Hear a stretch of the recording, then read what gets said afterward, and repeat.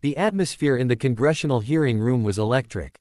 Cameras lined every corner, capturing every flicker of expression, every whispered remark, and every clink of coffee cups. It was supposed to be just another long, tense day in Washington, but no one in the room knew that, within the hour, the nation would be watching in stunned silence. Congresswoman Jasmine Crockett, known for her fearless questioning and sharp wit, sat at the committee table flipping through a stack of papers. The topic of the day: media accountability and political bias. Across from her sat Karoline Leavitt, a former White House press aide turned conservative firebrand, testifying as a communications strategist. From the start, the tension was obvious. Jasmine's questions were cutting but fair. Karoline's answers were poised but defensive. It was a battle of nerves, and the cameras loved every second. "Ms. Leavitt," Jasmine began, adjusting her glasses, "you've built an entire platform on accusing the press of liberal lies. Yet, in your interviews, you've repeatedly spread misinformation that was proven false by multiple fact-checkers. Would you like to explain that contradiction?" Karoline leaned back, her expression unbothered. "Congresswoman Crockett," she said smoothly, "I think what Americans are tired of is being told what's true by people who think they know better than everyone else, people like you." A ripple of murmurs passed through the room. Jasmine kept her calm smile. "I'm sure they are," she replied. "But truth isn't a matter of opinion, Ms. Leavitt. It's a matter of facts."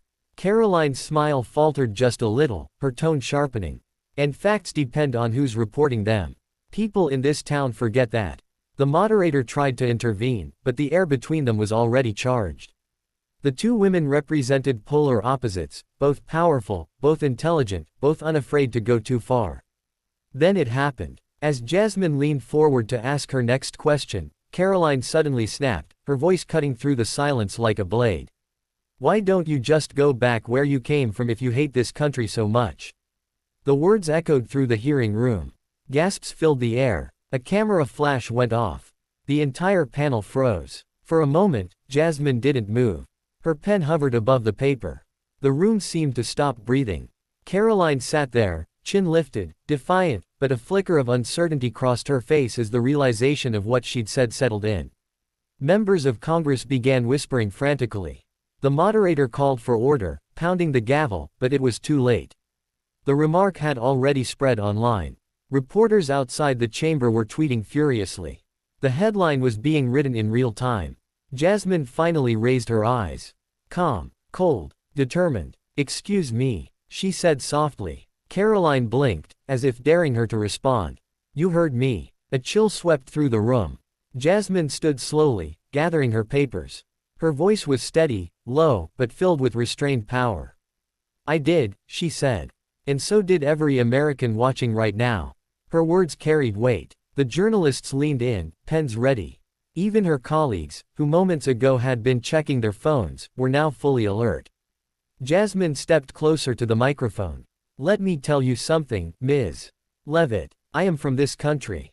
I was born in Dallas, Texas. I grew up watching my mother work 2 jobs just to keep the lights on. My father, a veteran, served this nation with honor, the same nation you claim I don't belong in. So before you tell me to go back where I came from, maybe you should take a long look in the mirror and ask yourself what kind of American tells another to leave simply because she looks different." The audience erupted into murmurs of approval. Karoline's expression tightened. "I didn't mean it like that," she said quickly, her tone defensive now. "You're twisting my words." "No," Jasmine said, her voice sharp as steel. "Your words twisted themselves the moment you spoke them." The moderator once again tried to calm the crowd, but the moment had already gone viral. Staffers, phones were buzzing with alerts. Clips were already being shared on social media, hashtags forming like wildfire, hashtag go back where you came from, hashtag Crockett response, hashtag Congress meltdown. And Jasmine wasn't done. "You see," she continued, her tone growing more forceful, "this, right here, is what people of color in public life deal with every single day. We get told we don't belong. That our success must be a mistake. That our voice is too loud, our confidence too much. But let me make something very clear, I am not going anywhere.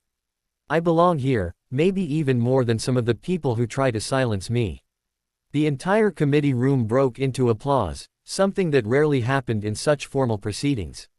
Even a few members on the opposing side couldn't hide their grudging respect. Karoline sat frozen, her composure cracking for the first time. Outside, the press was already forming a crowd.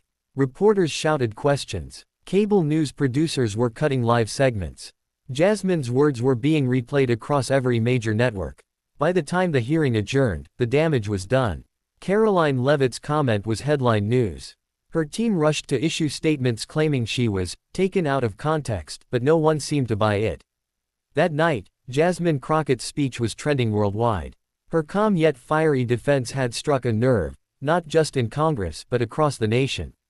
And the next morning, as the storm of public opinion gathered strength, both women would return to the Capitol, one fighting to save her career, and the other preparing to deliver a response that would shake the halls of Congress to their core. The next morning, Washington was in uproar. Every TV in the Capitol cafeteria was tuned to the same thing, Jasmine Crockett's confrontation replaying on a loop. Headlines flashed across screens. Leavitt's comment sparks outrage. Crockett's calm response becomes national rallying cry. Congress faces reckoning over racism in politics. Even seasoned reporters admitted they hadn't seen anything like it in years. It wasn't just another viral clip, it was a moment that captured the soul of a divided country. Inside the House chamber, the mood was tense. Karoline Leavitt arrived early, wearing a pale blue blazer and an expression of forced composure. Cameras followed her every move. Staffers whispered as she passed. Her phone buzzed non-stop, calls from party strategists, PR advisors, even friends begging her to apologize. But she ignored them all. She was determined to control the narrative. Then Jasmine Crockett entered. Dressed in a deep burgundy suit, she walked with quiet confidence. The chatter faded. Every eye turned toward her. She wasn't just a congresswoman now, she was a symbol of strength, resilience, and unshakable dignity. When the speaker called the session to order, the room fell silent. Karoline glanced nervously across the aisle. Jasmine didn't look at her. The speaker adjusted his glasses. "Before we begin today's agenda," he said, "Congresswoman Crockett has requested to address this chamber." The air thickened. Even the news cameras zoomed in closer. Jasmine rose, walked to the center podium, and unfolded a single sheet of paper. Her voice, calm and clear, carried through the hall. "Yesterday, I was told to go back where I came from."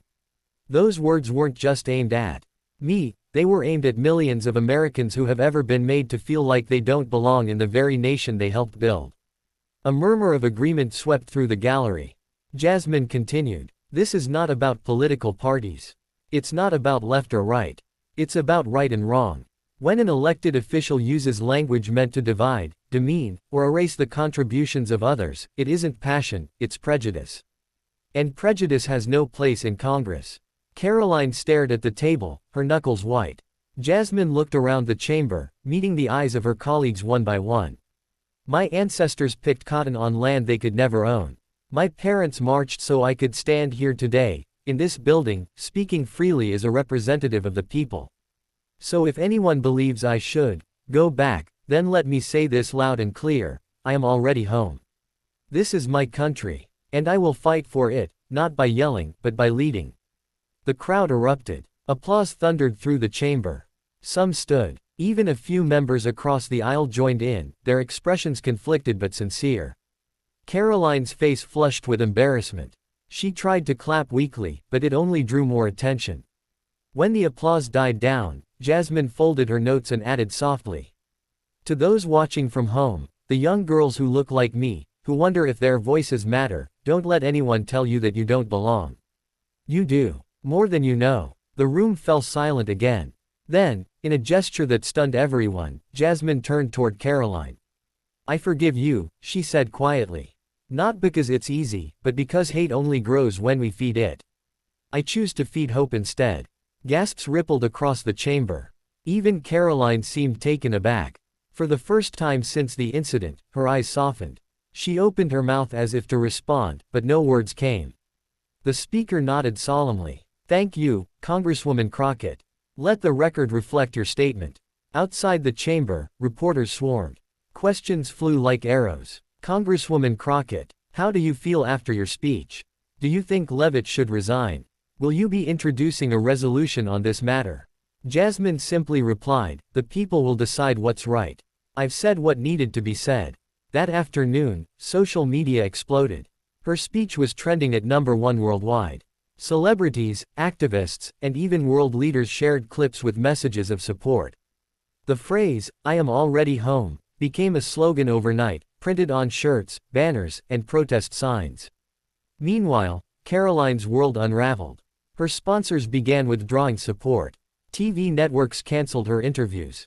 Under mounting pressure, she released a public statement. Greater than, I deeply regret my words during yesterday's hearing. I let frustration cloud my judgment, and I apologize to Congresswoman Crockett and to all Americans who were hurt by my remark. But the damage was done. Public opinion had shifted sharply. Petitions called for her resignation. Late-night hosts mocked her. She became a case study in political downfall, the cost of unchecked arrogance in an age of accountability. 2 days later, Jasmine was invited to speak at Howard University. Standing before a crowd of thousands, she spoke with humility and fire. When they tell you to go back, remember that you come from strength. You come from survival. You come from a history that refused to bow down. And when you stand tall, you don't just represent yourself, you represent every ancestor who prayed for that moment. The audience rose in thunderous applause. Tears glistened in eyes across the hall. Her message had transcended politics, it had become personal, spiritual, and profoundly American. Back in Washington, even her critics admitted privately that she had handled the situation with grace beyond politics. A senior commentator wrote, Jasmine Crockett didn't just win an argument. She restored dignity to the floor of Congress. As for Karoline Leavitt, she withdrew from the public spotlight for several months. Rumors spread that she was reconsidering her career entirely. Some said she reached out privately to Jasmine to apologize again, more sincerely this time. If she did, Jasmine never confirmed it. She simply said, redemption belongs to those who seek it with truth. In the months that followed, Congress quietly introduced a bipartisan resolution denouncing racial slurs and hate speech in all official proceedings.